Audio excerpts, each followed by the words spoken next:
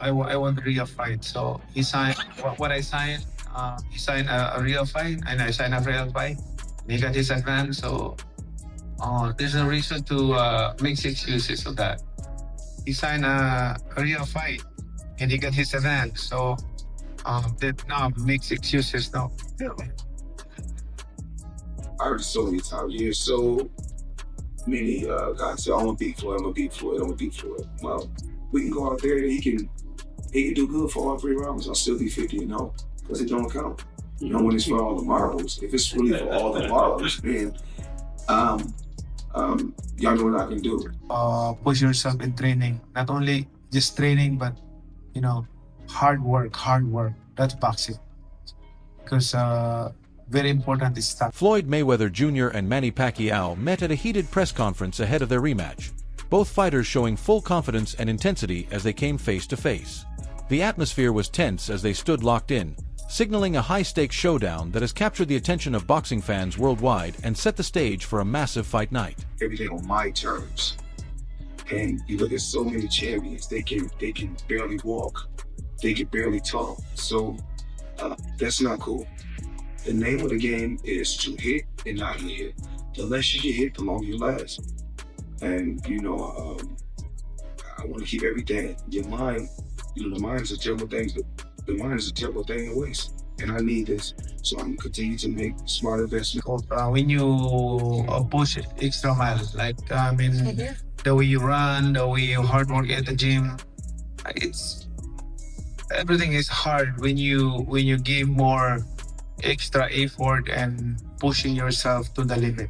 So that's training. That's hard work. You know, if you ask me, as a boxer, I don't need somebody to push me to work hard, work more. But I do. I did. I was put that in my mind when I'm in training. I have to do extra mile to get that condition. Like for example, at my fight is 12 rounds, so I'm doing 30 rounds, at least 30 to 30. Manny Pacquiao says he has never avoided tough challenges and always prefers facing the strongest opponents. He adds that he takes high-risk fights to give fans exciting action and memorable moments every time he enters the ring. My inspiration, give a good entertainment to the fans. Every fight, I always consider that it's gonna be a fight of toe-to-toe. Not running around like that. Fight is a fight. You have to be ready, you have to be 100% condition, your stamina. Everything flag. This is the best.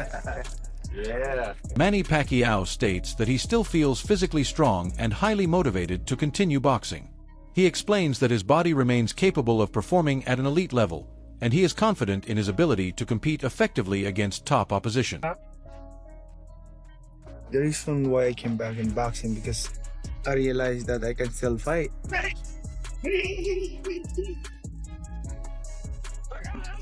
I still have that passion. I still have that speed. I'm blessed by God. Feels good, Manny, or what? You feel good. Nice to be back. I feel happiness in my heart. They can come back. Manny Pacquiao acknowledges that while he still feels strong, he is not the same fighter he once was. He openly admits that age has changed his approach to training, requiring more recovery time and smarter rest periods in order to maintain performance and stay competitive. When I work out, like What do you think, like, the biggest change is right now, 46, versus when you were younger? the biggest changes that we have in training camp is like, we listen to the body. Like, sometimes our mind is like, push, go. But the times, there's a time that the body, I need rest, I need recover. So the recovery, that's the question. So I have to feel my body to give recovery, to give time to recover. If I can push more, then I will push. But if my body is saying, oh no, you have to... Teddy Atlas explains that Floyd Mayweather Jr. appears naturally well-preserved physically, while Manny Pacquiao has maintained a more active fighting lifestyle over the years. He ultimately suggests that both fighters are closely matched when it comes to overall conditioning and fitness levels. Fight, with Barrios recently, and yeah, Mayweather's fresher, but inactivity could affect his timing, especially early in the fight. So next one, power. Well, the guy who's always been the naturally better puncher, not the naturally bigger guy though, so that equals it out a little bit, evens it out. The naturally bigger guy is Mayweather, but the natural puncher was always Pacquiao. He gets a check. Speed, who gets the edge there? Well, Mayweather always fast, always smooth, always fluid. And Pacquiao, tremendous hand and feet speed, foot speed. I give them both a check, no advantage. Defense, well, the forte and the reason he could fight so long for Mayweather has always been, he's been a wizard. He's been a defensive magician in the ring. Pacquiao gets hit more, but, he's a good defensive fighter. He's been great, but... Floyd Mayweather Jr. is putting in serious work in training, staying disciplined and focused while sharpening both his body and mind. He is preparing himself to perform at an elite level ahead of a major high-stakes fight. No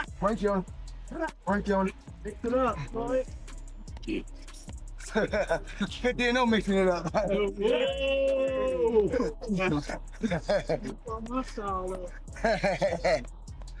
My style is the money style. Oh no!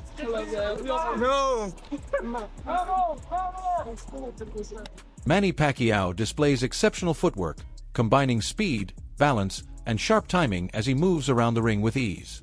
He constantly shifts angles and applies steady pressure, keeping his opponent controlled throughout the exchanges.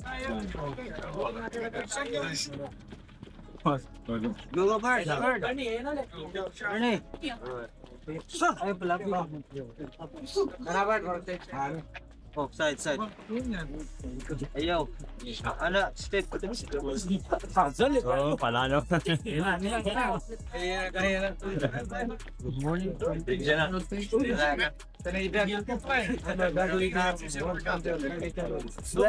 The champion is Six. Tim? Nice one.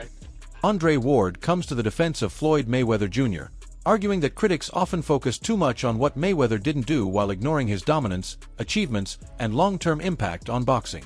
Ward highlights Mayweather's role in growing the sport through media presence and global exposure, as well as his elite professionalism and discipline.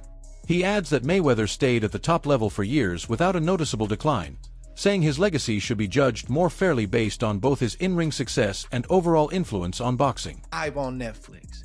I'ma just go back to Floyd Mayweather stating that he's gonna continue to campaign and come back to the sport as a whole. I'm torn on this. Anybody that has followed me, they know that I'm a big Floyd Mayweather fan as a boxer. I've taken a lot from Floyd Mayweather. I've shouted Floyd Mayweather out. I've defended Floyd Mayweather in terms of how commentators and media members have treated him throughout the years, even though Floyd Mayweather is responsible for giving y'all a lot of free lunches at these media events to promote fights, the week of the fight, months before the fight, during the promo tour. Floyd Mayweather is responsible for y'all getting media credentialed at these big fights and getting these free lunches and being a part of a big event. But for years, I've heard people only talk about what Floyd Mayweather wasn't to them.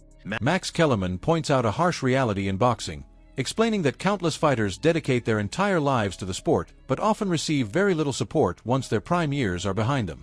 He highlights how boxers spend decades training with discipline, sacrifice, and constant physical punishment, yet as soon as their performance begins to decline, they are often quickly pushed out of the spotlight and forgotten by fans, promoters, and sometimes even the industry itself. Kellerman stresses that boxing is one of the most demanding sports both physically and mentally, and it does not always reward long-term loyalty or service to the sport. He adds that many fighters end up leaving the game facing health struggles and financial instability despite everything they achieved inside the ring.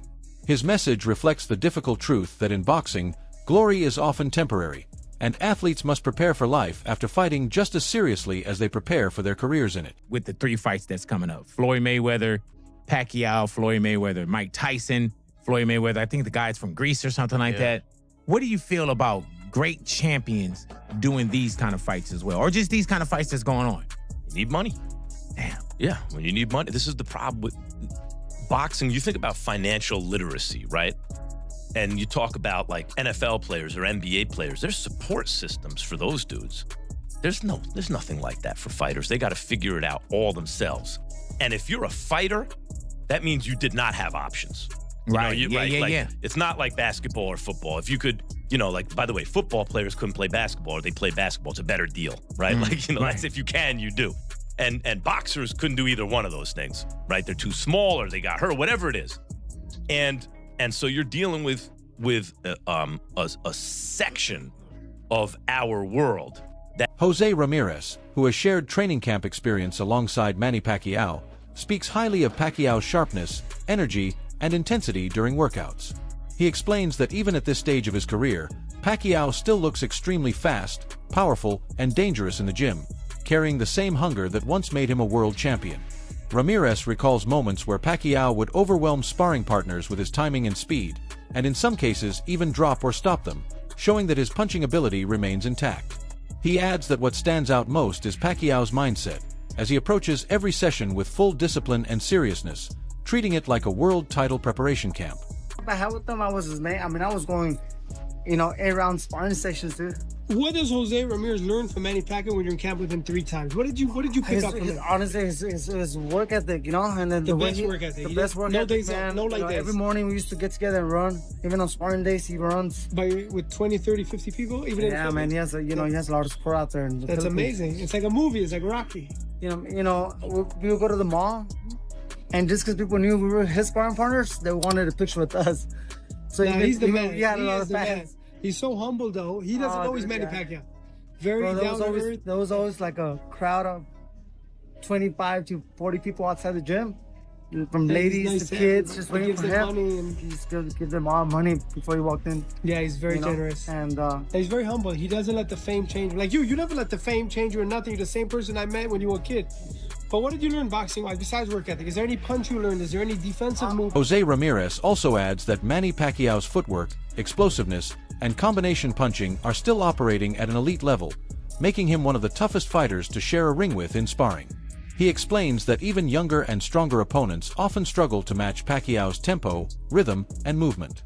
Despite his age and long career, Pacquiao continues to exceed expectations with strong conditioning, discipline, and an aggressive style that stands out in every session. Ramirez's observations suggest that Pacquiao is still performing at a very high competitive standard, with sharp timing and skill that keep him a dangerous and respected presence in the sport. Pacquiao always... What made Pacquiao very dangerous is that, he was very explosive. So there was punches that he just throw, he just throw, and all of a sudden, boom, boom. Yeah, you don't see him coming. It was that unexpected power, but it was put together by a combination of punches too. So his feet set it up. He had a heavy hand, so he used to snap his punches really good, and pinpoint his shots really good. So he used to go to the top, body back to the top, and the second one would just boom, one punch. What's the craziest thing you've seen him do in a gym now, sparring partner? Not you. Oh, brother, he I was lucky not to get hit by one of those left hands, but he dropped. Every camp, he would drop one fighter, one sparring partner. And that's it. Clean. And they don't come back next camp. Well, he dropped. Manny Pacquiao has made it clear that he has been pushing for a rematch since their first meeting, believing there is still unfinished business to settle inside the ring. Over time, he has repeatedly shown interest in facing Floyd Mayweather Jr. again, viewing it as a chance to test himself under better preparation and different circumstances. Pacquiao now insists that Mayweather can no longer avoid the discussion, stressing that the time for delays or hesitation is over and that the rematch should finally become a reality. He had no way to He has to fight. Yes. Is it going to be an exhibition or is it going to be a sanctioned match? No. Sanctioned match. Awesome. Manny, are you happy that you're going to get the second opportunity? It seems like you guys are going to actually get in there again. Are you very excited to redeem yourself? Yeah. I know you spoke a lot about you were injured in the first fight and all, but what would this win mean for you in particular? Person, you've accomplished so much, 8th division world champion. So what would a win over Floyd mean for you? Oh, this is very important. I want to give him a 1. Is it a bragging rights for you, Manny? Like you can prove you're better than him? You can prove you're better than him? Is that what this is? It's about still showing you're better than him? Manny Pacquiao argues that if both men are true professionals, the rematch should finally happen and give fans what they have been waiting for years. He says the fight is important not just for legacy, but also for closure and proving who is better at the highest level. Pacquiao adds that he wants to settle it inside the ring through performance, discipline, and hard work, believing there are no real reasons left to delay or avoid it, and that the time has come to decide everything once and for all. I don't know. I think so. Okay, how do you like the new gym? You own now the Mayweather gym. Now it's the Pacquiao gym. Oh, I like it. I'm excited. I heard the Mayweather promotion CEO say that if you guys have a successful rematch, there could be a third one. Manny, are you open to a trilogy? What is that? With Floyd, are you open to a trilogy?